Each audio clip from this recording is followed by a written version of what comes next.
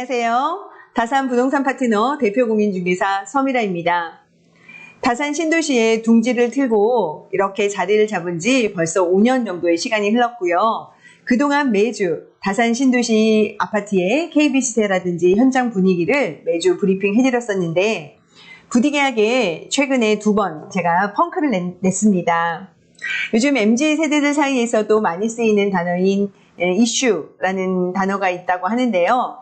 저도 개인적으로 좀 이슈가 있었습니다. 다산 신도시에서 다산 신도시로 이사를 하게 됐고요.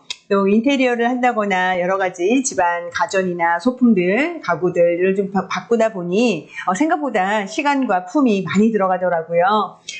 그래서 제가 이렇게 조금 본의 아니게 빈 시간이 있었고요. 이사 마무리를 잘 하면서 제 사무실에도 인원도 보강되고 좀 더 새롭고 좋은 컨텐츠로 여러분들 꼭 찾아뵐 거라고 약속드리면서 이번 주도 시작하겠습니다. 우선 2주 동안에 서울 아파트를 중심으로 한 대한민국 부동산 시장의 동향을 알아보도록 하겠습니다. 우선은 계속 상승세가 이어지고 있습니다. 2주간 서울과 수도권 아파트 매매 가격 변동률은 무섭게 치고 갔습니다. 특히 서울 아파트는 5년 11개월 만에 최고 상승률인 0.32%를 기록하는 등 뜨겁게 불타고 있고요. 수도권 아파트도 제대로 온기가 퍼진 모습입니다. 다만 지방은 하락률을 줄이기는 했지만 여전히 분위기가 좋지 않습니다. 몇 번이나 반복해서 말씀드렸습니다. 여력이 되시면 인서울 핵심지 매수에 나서야 한다라고 말씀드렸고요. 또 여의치 않으면 최소한 경기도에 이슈가 있는 지역 까지는 괜찮고 예전처럼 다 함께 차차차 이런 분위기가 아니다라는 것 여러 번 말씀드렸죠. 그래서 지방은 아예 쳐다도 보시지 마셔라 라고 말씀드렸습니다. 이른바 초양극화 장세입니다.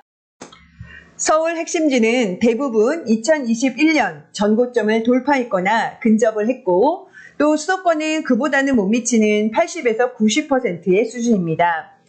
부동산 시장 상승세를 애써 부인을 하던 정부는 부랴부랴 88 부동산 대책을 내놨는데요. 좀 기가 막히다라는 말이 나오더라고요. 부정적이다는 뜻이죠. 우선은 비아파트 활성화 방안이 있었는데요.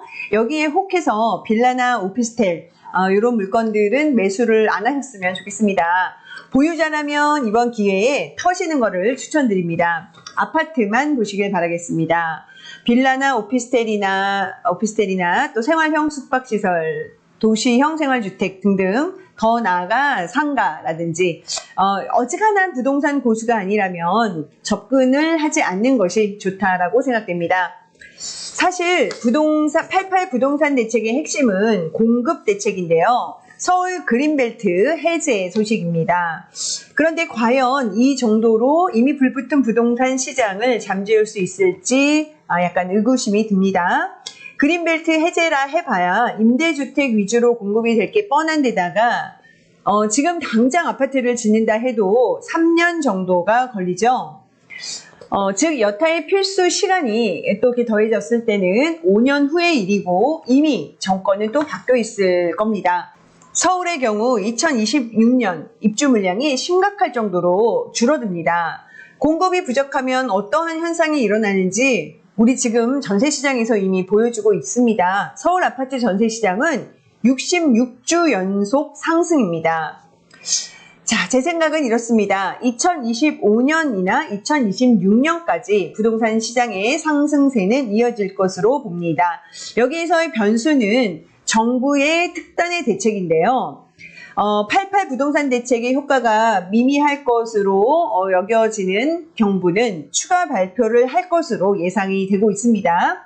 과연 시장 상승세를 꺾을 만큼 강력한 대책을 내놓을 용기가 있을지 두고 봐야겠습니다.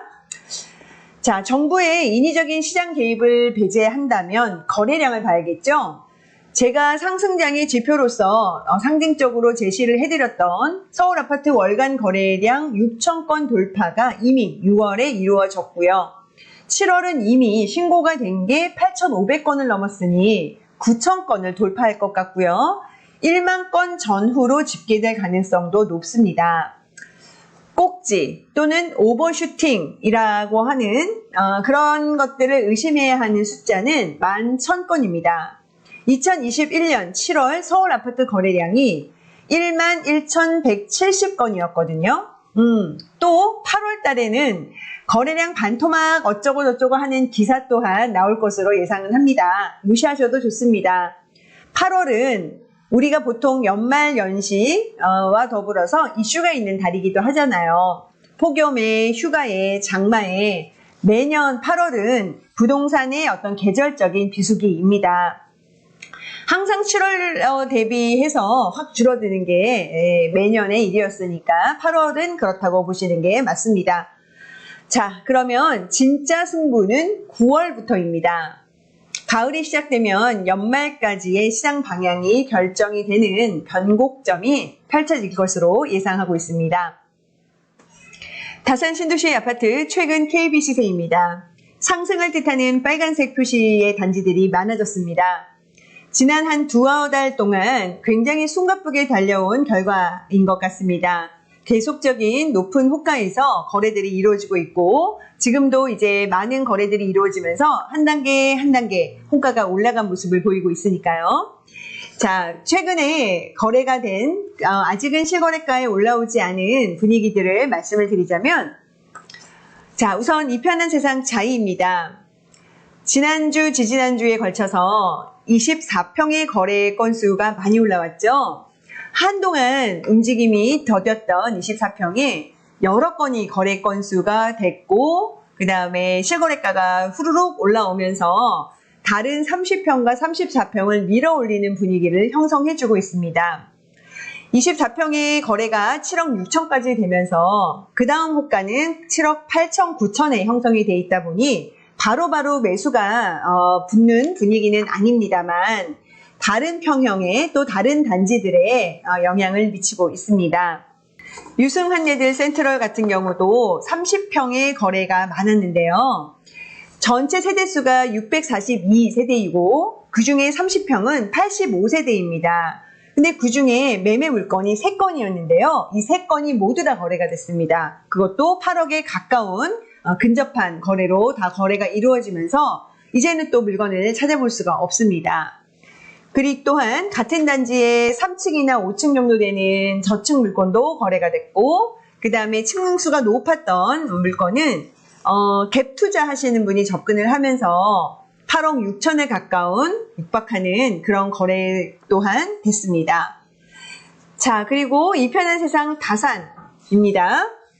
이편한 세상 다산 역시 거래들이 쭉쭉 진행이 되면서 최근에 바로 이제 주말 동안은 가장 역하고 가까운 동입니다. 5106동에 있던 30평 층수가 20층이 넘는 거였는데요. 그 물건이 네이버 호가가 8억 3천이었습니다. 거기서 또 거래가 됐다는 소식도 확인이 되고 있습니다.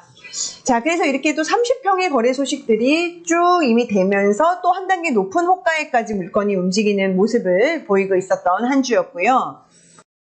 역시 이편한 세상 다산의 34평도 A타입은 호가가 이미 거의 9억을 넘어가는 경우가 많고 그다음에 타워형 B나 C타입의 타워형에서 8억 6천, 8억 7천, 8억 8천 물건들이 있는데 거기에서의 움직임도 지금 소식이 들려오고 있습니다. 네, 그리고 전세 시장 역시 굉장히 지금 물건이 귀합니다. 그래서 34평 같은 경우에는 5억 5천의 물건이 나오면 바로 거래가 되기도 하는 단지도 있고요. 융자가 있거나 조금 날짜가 조건이 있는 물건들은 한 5억 4천 정도, 그 외에는 5억 5천에서 한 6억 정도에 가까운 호가를 보이고 있고 다산자이 아이비플레이스 역시 전세 물건이 4개 정도 있는데요. 그 중에 34평은 6억 3천에 나와 있고 이 또한 여러 문의가 있어서 지금 집을 보고 있는 상황입니다. 그러면 다산 신도시 전 단지에 실거래가가 올라온 매매, 전세, 월세 정리되어 있는 표 함께 보시겠습니다.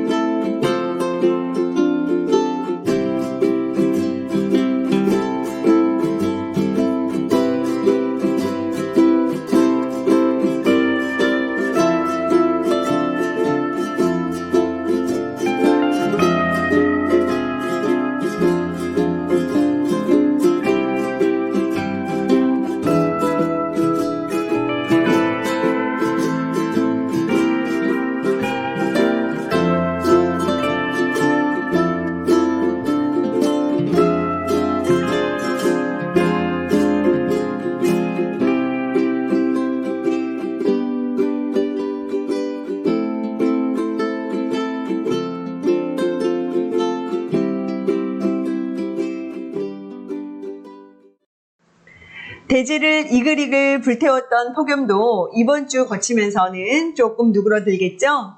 자, 부동산 시장도 마찬가지인 것 같습니다. 2021년 그렇게 뜨겁던 시장이 한순간에 급속도로 차갑게 냉각이 되면서 2년 동안 무려 거래 절벽을 거쳤는데요. 그러다가 마치 좀비처럼 되살아났잖아요.